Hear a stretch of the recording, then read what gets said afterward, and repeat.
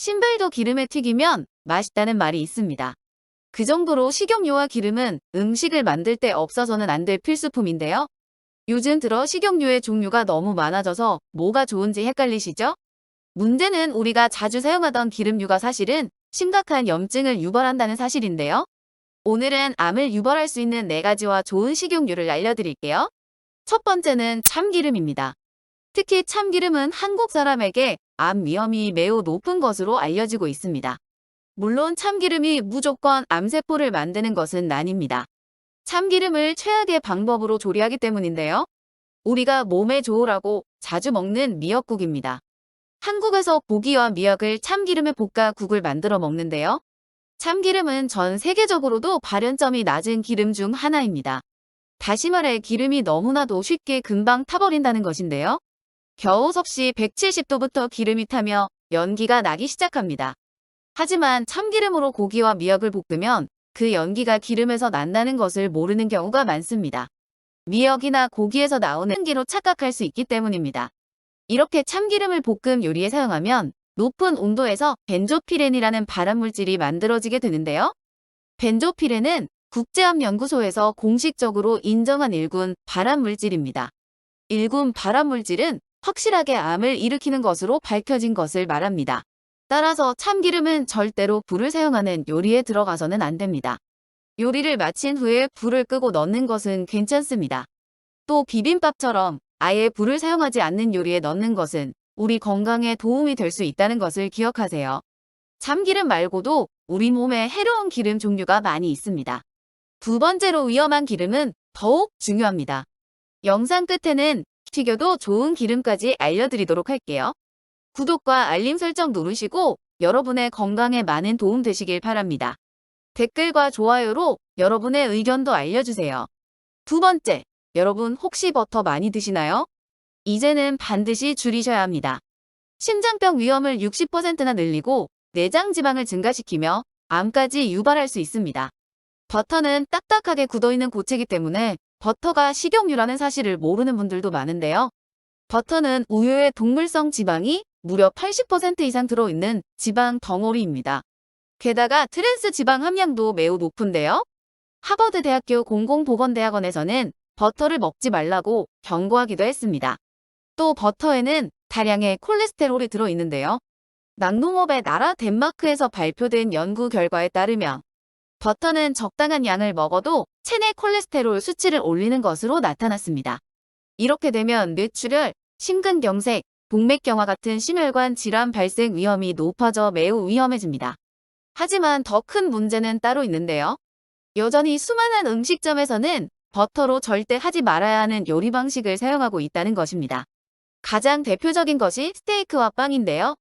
스테이크를 구울 때 풍미를 더하고 고기가 잘 익도록 버터를 사용하는 것은 자살행위와 같습니다. 버터는 인류가 사용하는 식용유 중에서 발연점이 가장 낮습니다. 150도에서 급속도로 산패되며 발암물질이 만들어질 수 있다는 것인데요. 그래서 프라이팬 위에서 사용하거나 200도 이상의 오븐에서 사용하는 것은 정말 위험합니다. 절대로 잊지 마시기를 당부드립니다. 또한 마가린도 있는데 버터와 혼동하지 마세요. 마가린은 19세기 프랑스에서 버터 공급량이 충분하지 않아 대체제로 만들어진 것입니다. 마가린은 보통 식물성 기름을 사용하지만 동물성 기름을 사용하는 경우도 많아요. 세 번째는 더 이상 모르는 분이 없었으면 좋겠습니다. 바로 치매 유발 논란에 휩싸인 바 있는 카놀라유입니다. 카놀라는 유채꽃 종자를 이용해서 만든 기름인데요. 원래는 사람이 먹을 수 없는 공업용 기름이었습니다. 심장과 혈관을 망가뜨리는 에루스산이 포함되었기 때문입니다.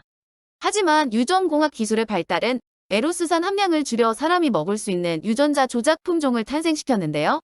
그 덕분에 카놀라유는 적어도 인류가 섭취 가능한 식용유로 탈바꿈할 수 있었습니다.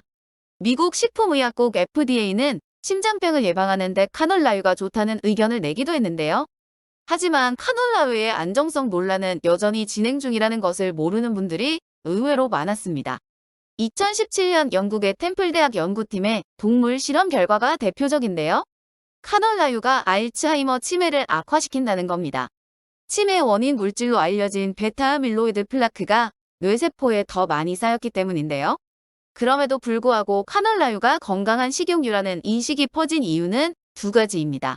포화지방 함량이 낮고 발연점이 높아 쉽게 타지 않아서인데요. 하지만 카놀라유는 높은 온도에서 화학적 변화가 나타나는 산패 속도가 다른 식용유보다 급격히 빨라집니다.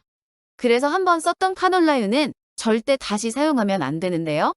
포르말데히드 같은 발암물질에 그대로 노출되는 독극물로 돌변할 수 있기 때문입니다.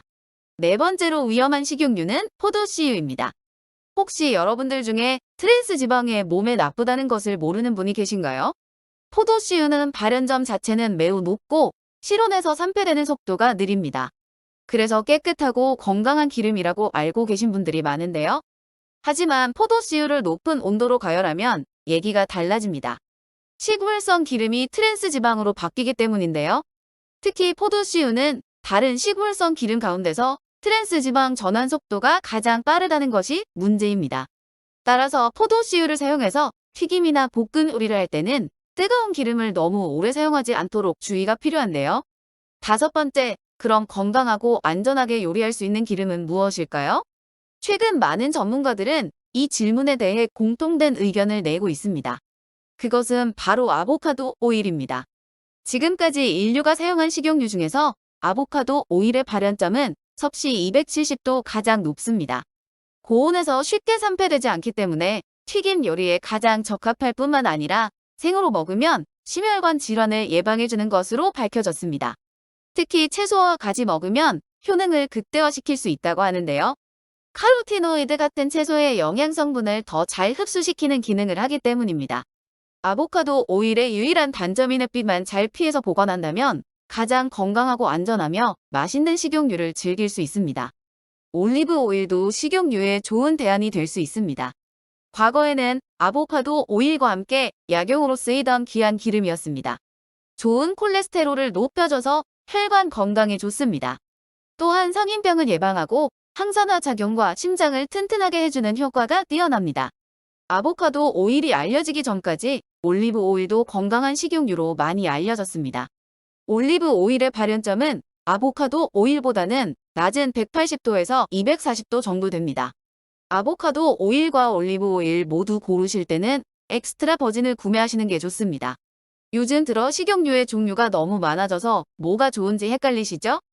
오늘은 우리가 거의 매일 먹는 식용유를 건강하게 먹는 방법을 알아봤습니다. 그리고 건강을 위해 가장 좋은 식용유가 어떤 것인지에 대해서도 알려드렸는데요. 영상이 도움이 되셨다면 좋아요와 구독 눌러주시고 앞으로 여러분의 건강에 도움되는 영상으로 찾아뵙겠습니다. 여러분 모두 건강하세요.